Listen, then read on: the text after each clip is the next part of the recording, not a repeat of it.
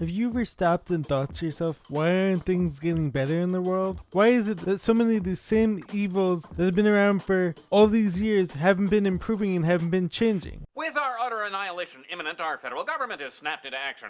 And every few years, someone new comes along who's likely been put there on purpose by the elites and promises to change everything. But why is it that most of these problems stay present, aside from the fact that, of course, most politicians want the problems to stay there because it's all about creating the problem and then being part of the solution, and so that this way you end up manifesting the need for them to come save you. But aside from that, have you ever thought to yourself that maybe it's because not enough of us have changed at an individual level? Confucius said that if you wish the world to be a better place, then it starts with you. Stop complaining about the problems and start doing something. Start being part of the solution. Do you still think that your voice and that your power is too small to make an impact? Well, think again. Well, think again! Let's get to the video now.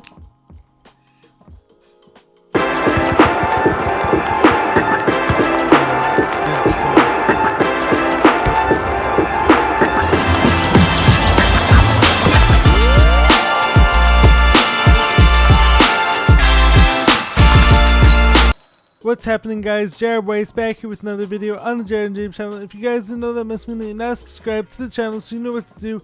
Hit that subscribe button, be sure to leave a like, drop a comment, let me know what you guys think of this video. Follow me on every platform I post regularly everywhere. Check me out wherever you guys listen to content. I'm there. So now we're going to be talking about this idea of nothing is going to change until you change first. Everyone is always going to be pointing out, oh, look what's going on here. It's awful. Run for your lives! Everyone run for cover! The sky is falling! The sky is falling! But is the person who's complaining about what's going on here, what's going on there, are they actually being their best selves? It's time to start looking more internal and seeing what areas of our lives need to be changed and need to be fixed, so that this way the collective consciousness can ultimately heal as well. Are these people who are just offering up complaints and pointing out the problems, saying, look over here, this is the problem, those people are the problem? Oh, I mean, that's the way it used to be around here. We'd have been all scrambling for cover and stuff, but not since Oscar came to town. How many of them are actually being part of the solution, or is it just easier to complain about it? Think about this. Why is it that people love the idea so much of some hero coming in, swooping down, and getting rid of all their problems? Hence, why do they do so much to convince you that every 4 years, that this president is who we need, and you just have to vote harder? And of course, that can be a minor thing, even though at the end of the day, 99% of the people who are in public office are all likely on the same team, and are just trying to take away more of your freedom. And most of the time, as I always say, it's often going to be two wings of the same bird. But my next question is, what are you actually consenting to? While they have you distracted, smoking weed. This is weed?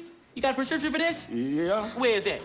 Where's it? Getting drunk every weekend, working a 9-to-5 job that you hate, while they're creating wars here, or poisoning our food, or poisoning our mainstream media. In what ways are you internally allowing this to happen? Have you tried your best to take control over the things that you have control over? Have you started meditating? Have you been eating higher quality food? I only eat cage-free farm fresh.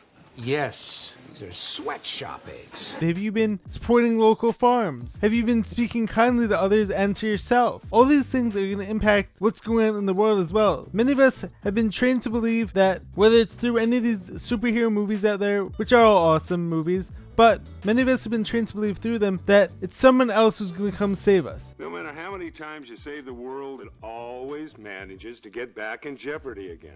I feel like the maid. I just cleaned up this mess. Can we keep it clean for 10 minutes? No one's coming to save you. You have to save yourself, and we can all save ourselves if we all be the change that we wish to see in the world. What about when you see all these health issues that are happening in the world? Have you taken it upon yourself to get healthy and start your own healing journey? Or are you waiting for some guy in a white coat to give you some magic pill that's only going to create more issues? The medical establishment is a business like any other business, and business needs customers, and they want to sell you their most expensive item. Have you started detoxing from all these poisons that are out there? Have you begun cleaning up your life? Or are you just waiting for someone else to do it for you? Because chances are that's not going to come and it's not going to happen. But if you start cleaning up your own internal life, if you start detoxing your body, if you start detoxing your mind, putting better inputs into it, And imagine if everyone did this, what do you think would start happening? People would start feeling better because we'd all be healing. And then what reason would there be to treat others poorly? What reason would there be to manifest wars? And if we all took it upon ourselves to choose better, healthier inputs, Why can't you eat a real breakfast? Hey, I eat healthy. If I have to take out an eye, that's the breaks. this will also take more pressure off of the healthcare system, which would mean more money staying in our pockets, which means we can intentionally spend that money on things that are going to benefit our lives as a whole. Because as I always say, without your health, you've nothing. And I know that from my own experience better than anyone, even though it wasn't my fault what I've been going through as far as my health issues, but I've learned from first-hand experience I know from experience, dude.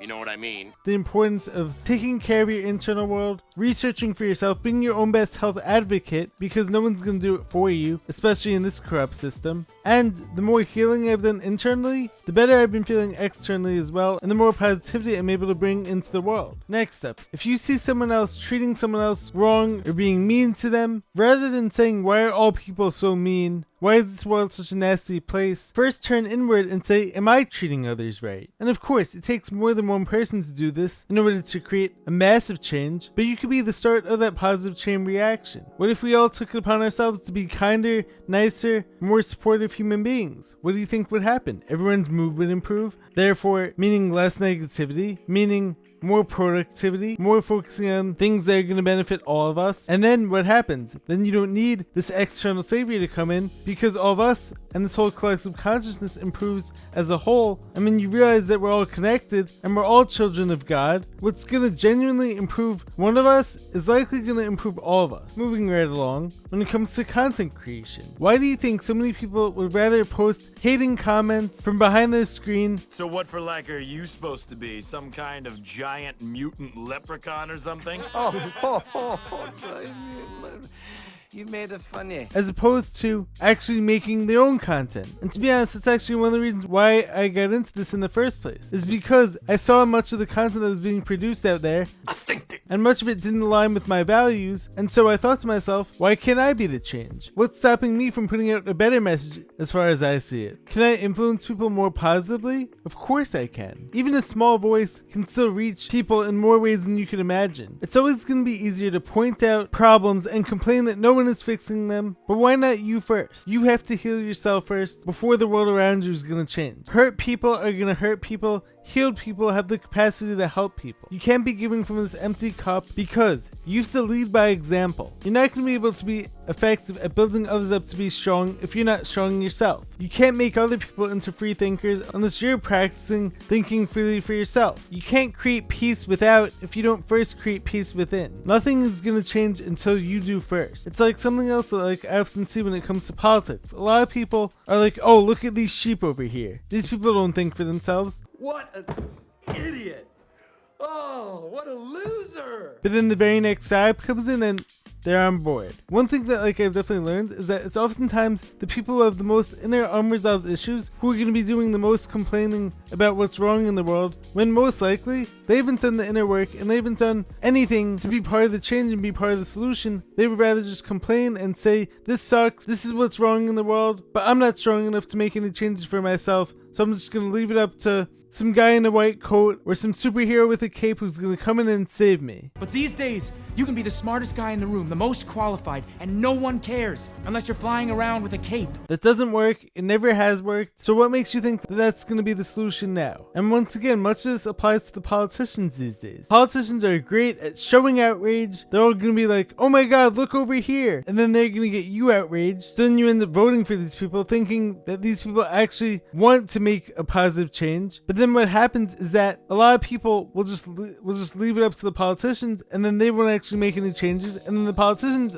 definitely aren't going to make any changes, so nothing is going to improve. When you realize that you need to be your own savior, that's up to you to save yourself, that's when everything starts manifesting for the better. That's when everything starts coming together and working out, and that's when you start seeing changes happen. It's like, as Andy Frisella often says, and I love to say this as well, personal excellence is the ultimate rebellion. If you want to create a better society of happier, thriving, more vibrant, healthier people, we all need to do this on an individual level. And it's like, as one of my favorite examples of this goes, as I've said this numerous times, and I'll say it another 100 times. My example when it came to me and the coconut water. I didn't force this onto anyone. Every day at the gym, I would bring coconut water and people would see how well I'd perform in the gym. People would see how good my skin looks. And then slowly but surely, people started catching on. And then before I knew it, I had 15 to 20 new people, and still growing to this day, telling me how they started drinking coconut water because of me. This started with me, and I created a positive chain reaction that made everyone else want to do it too. So don't underestimate the impact that you could have on an individual level by being the change that you wish to see in the world. And to finish off this video, I wanted to present a very powerful study that was done that clearly demonstrates the impact that one individual can make. And this is going to be called the Maharishi Effect. This absolutely blew my mind, but I can't say I'm surprised by it. In 1960, Maharishi Mahesh Yogi predicted that 1% of the population practicing the transcendental meditation technique would produce measurable improvements on the quality of life for the whole population. 1%. So in the US, this would be 3 million out of the 330 million people. Basically, a little bit more than that. And what were the results of this study? The phenomenon was first published in 1974 and reported in a paper published in 1976. Here, the finding was that when 1% of a community practiced the Transcendental Meditation program, the crime rate was reduced by 16% on average. And this same program was practiced in large groups on numerous occasions in the following decade. And the first statistical analysis of the effects was published in 1987. These showed a decrease of about 11% in violent crimes in Washington, D.C. The maximum decrease in violent crimes is 23.3%, and that is definitely statistically significant.